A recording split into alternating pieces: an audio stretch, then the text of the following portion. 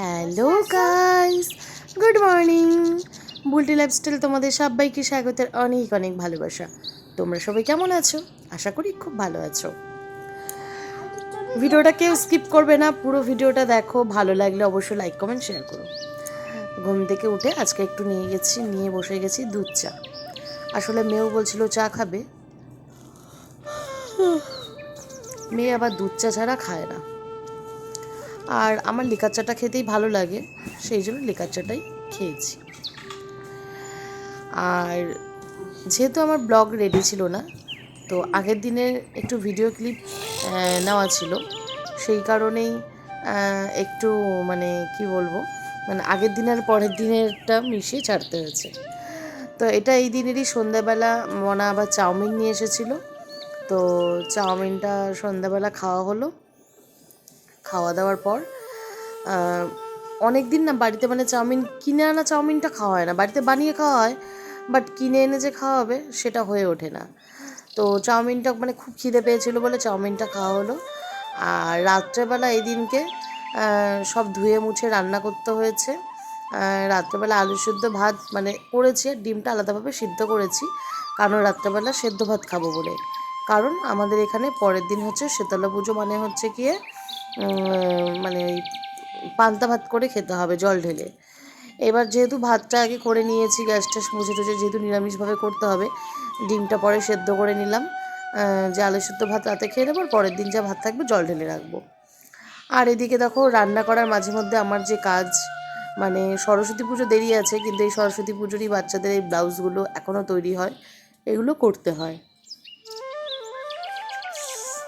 তো প্রচুর কাজ থাকে, কারণ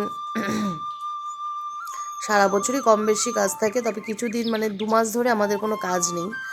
আবার এখন মানে সবে মাত্র একদিন হলো যে কাজটা আবার শুরু হয়েছে। আর এখানে দেখো আলু সিদ্ধ ভাত রাতে নেওয়া হয়ে গেছে খাওয়ার জন্য, আর ডিম সিদ্ধ, আর বাদ বাকি ভাতটা রেখে দেবো, সকালবেলা জল ঢেলে দেবো। তো মনা এখানে আলু চোখলাগুলো বেছে নিচ্ছে, কারণ আগে না আলু মানে ছাড়িয়েই দিতাম।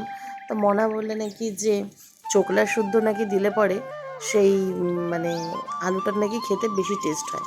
ও যখন পড়ার থেকে ফেরে বাড়িতে, তখন ফুচকা খেতে যায়, তখন একদিন ওই ফুচকা কাকুকে জিজ্ঞেস করেছিল, তখন বলেছে এরকম চোকলা শুদ্ধ নাকি সেদ্ধ করলে বেশি টেস্ট হয়।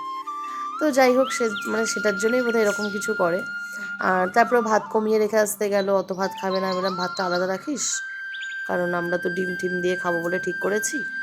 যাক, রাত্রেবেলা খাওয়া দাওয়ার পরে তারপরেই সকালের ভিডিও। আজকে যেহেতু কোনো রান্না বান্না নেই, বুঝতেই পারছো, তো মানে কি বলবো, মানে মনা রেডি হয়ে নিয়েছে, ও যাবে হচ্ছে এখন আমাদের এখানে যে শীতলা পুজো, সেখানটায় এই সন্দেশটাও দিতে যাবে পুজোর জন্য, তাই এখানে নাম লিখে নিল, ওর ভাইয়ের নাম লিখলো, এবারও পুজো দিতে যাবে।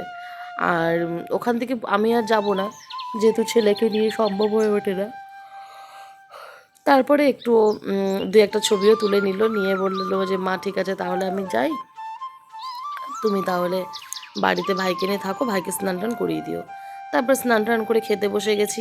জল ভাত যেটা বললাম, মানে পান্তা ভাত, কাঁচা লঙ্কা নিয়ে নিয়েছি, একটু নুন, আর একটু চানাচুর, মানে লাল টাইপের একটা চানাচুর আছে, ওই চানাচুরটাতে খেতে বেশি ভালো লাগে। কিন্তু মনা ওই চানাচুরটা মানে বুঝতে পারিনি বলে ও ডাল চানাচুর আর একটা কী চানাচুর বলে ওই চানাচুরটা নিয়ে এসছে। আর চিপস তো লাগেই, যেন পান্তা ভাত খেতে গেলে একটু চিপস থাকবে না হয়। আমি আর বাড়িতে এক্সট্রাভাবে কোনো কিছু ভাজাভুজি করিনি, কারণ দেখলেই তো আগের দিন চা খেয়েছি, তারপরে রাতে, কারণ মাঝখানে আর মানে রান্না করা হয়নি, কেন আগের দিনের ভাত তরকারি সবই ছিল, বের করে গরম করেছি, কি আর ভিডিও ক্লিপ নেবো, সেই জন্য নেওয়া হয়নি। আর এটা পরের দিনের, ওই জন্য দুপুরবেলা কী খাচ্ছি না খাচ্ছি সেটা তোমাদের সাথে শেয়ার করে নিলাম।